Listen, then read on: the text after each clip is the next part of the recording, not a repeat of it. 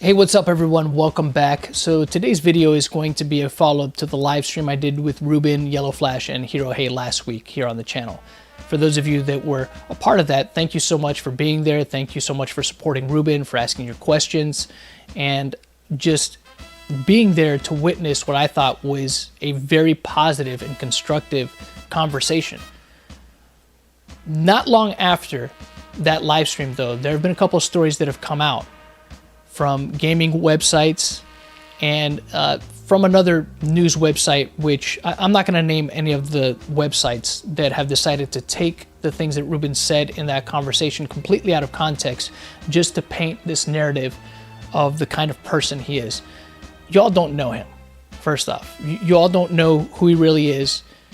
Y'all have probably never spoken to him, ever, but yet you want to paint him out as this person that says problematic things when nothing he said was problematic at all, at least not in my view. And for those of you that haven't seen that actual interview, I'll go ahead and link it in the description below so you guys can check it out and really decide for yourself.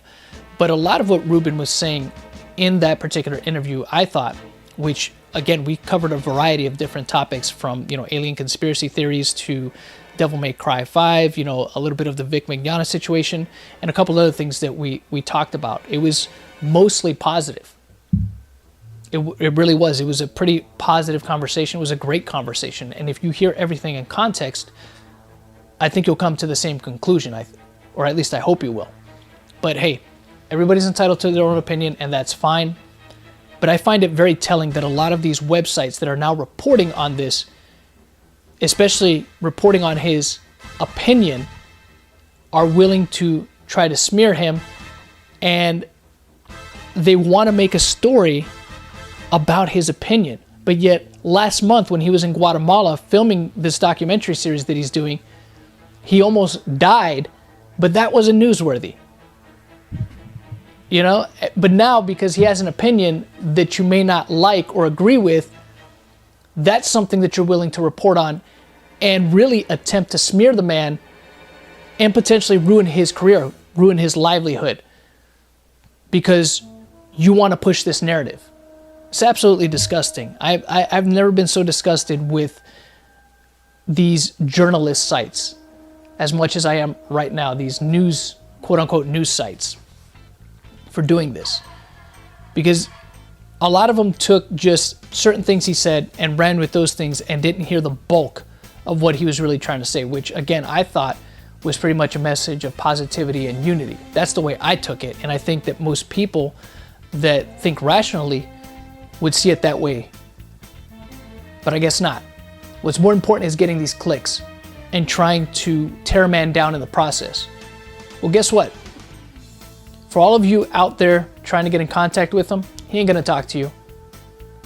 Especially if your motives are clear, which these news sites have already made it clear what their agenda is. They're willing to destroy a man's career over opinions. Craziness. And again, look, I understand if people don't agree with some of the things he says, that's fine. But he did nothing wrong by expressing his opinion on these matters. And again, that should put a lot of things into perspective for all of you that are watching, or most of you that are watching and understand. He almost died last month. He could have been shot to death or seriously hurt. His friend could have been shot to death and seriously hurt. That wasn't newsworthy. But somehow his opinion that you might not agree with is newsworthy, to the point where you could ruin his career over it. Y'all should be ashamed of yourselves. Now, I'm not going to link those articles in the description below because I don't want to give these people, the publicity, but they know who they are. They know who they are.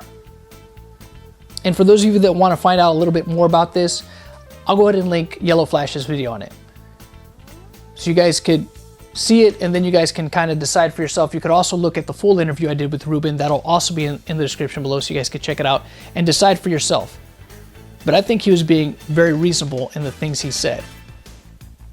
And the fact that there's people out there that want to tear him down over it, instead of just saying, hey, you know what?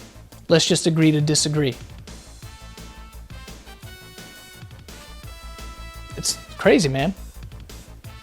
I'm like, I'm in shock, but at the same time, you know what? I'm not all that surprised that this would happen, because this is what these sites do. Instead of getting to the bottom of it and actually having journalistic integrity, they'll just take certain things and just weave this whole narrative around it that is completely false, just to get the clicks. But hey, it's the internet. It is what it is. What else could we expect, right? But just so you guys know the kind of man that you're going after here, this is a guy that after he got shot at, okay, publicly, he forgave the shooter.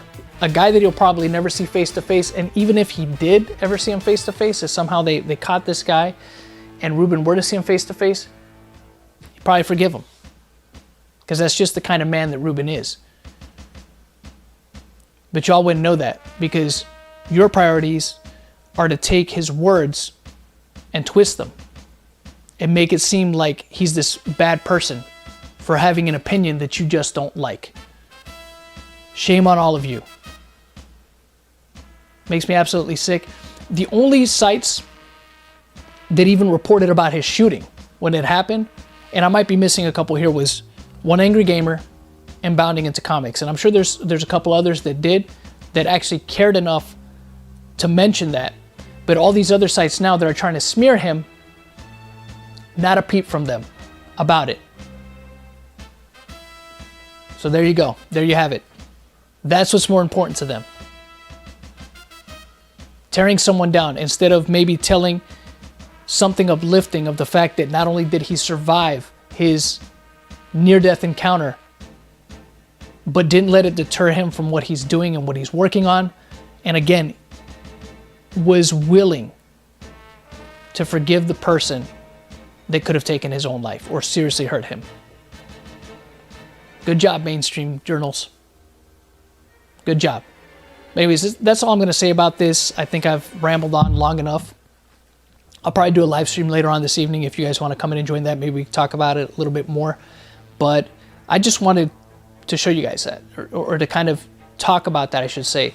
Show you the difference and show you where these journalists' priorities really lie. They don't care that he almost lost his life. They didn't report about that. That wasn't worth mentioning. But because he has opinions that you don't agree with, you're going to try to use that to paint them as this horrible person that he absolutely isn't. I guarantee any one of you, if you ever meet Reuben at a convention, you'll see how humble he is, how friendly he is, and how willing he is to engage in conversation. Anyways, that's all I have to say. Let me know what you guys think in the comment section below. Like I said, as far as the links, I'm not going to put them up. The links for the websites, you guys can look them up on Google, or like I said, if you really want to know, just check out Flash's video. I think he did a pretty decent video on it, but that's all really I have to say at this point. Until next time, y'all, you know how it goes. Done continues.